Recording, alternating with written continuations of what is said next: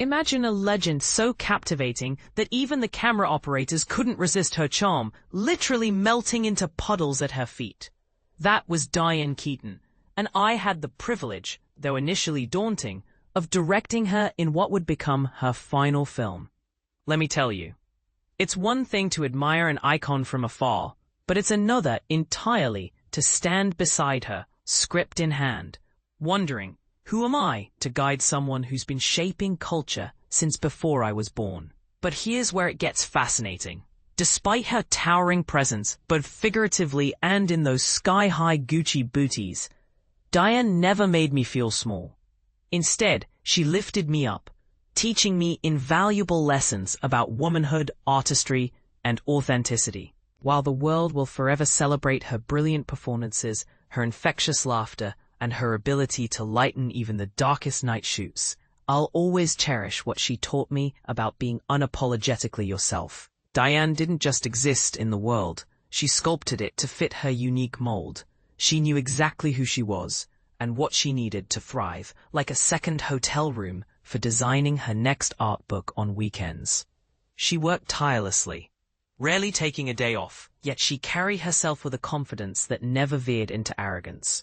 A rare feat, indeed, and this is the part most people miss. What you see on screen is Diane Keaton. No filters, no pretense. Her quirkiness wasn't a carefully curated act, but a reflection of her unfiltered, incandescent spirit. In an age where authenticity is a buzzword and women are pressured to conform, Diane stood defiantly outside the algorithm. She didn't follow trends, or even set them intentionally. The idea of altering her behavior to appeal to a man? Absolutely laughable. While I can't speak to her earlier years, during my time with her, the male gaze was utterly irrelevant.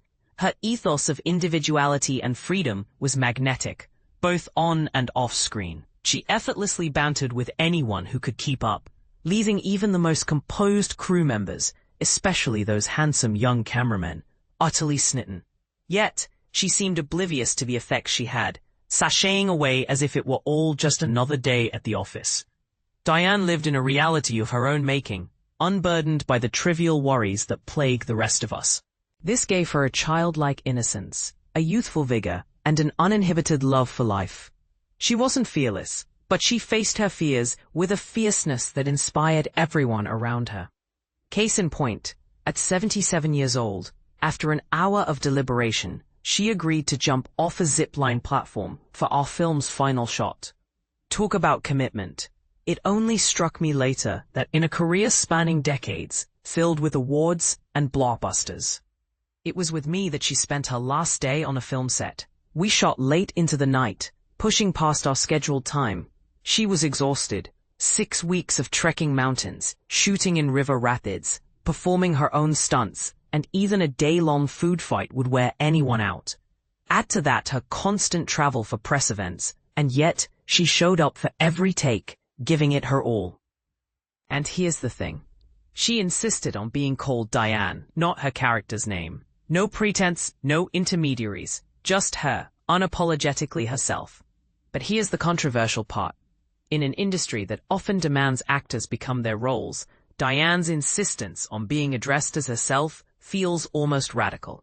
Is it a rejection of the performative nature of Hollywood, or simply a testament to her unwavering sense of self? And what does it say about the rest of us, who so often lose ourselves in the roles we're expected to play? I'll leave that for you to debate in the comments. One thing's for sure. Diane Keaton wasn't just a legend. She was a force of nature, and I'm forever grateful to have been in her orbit.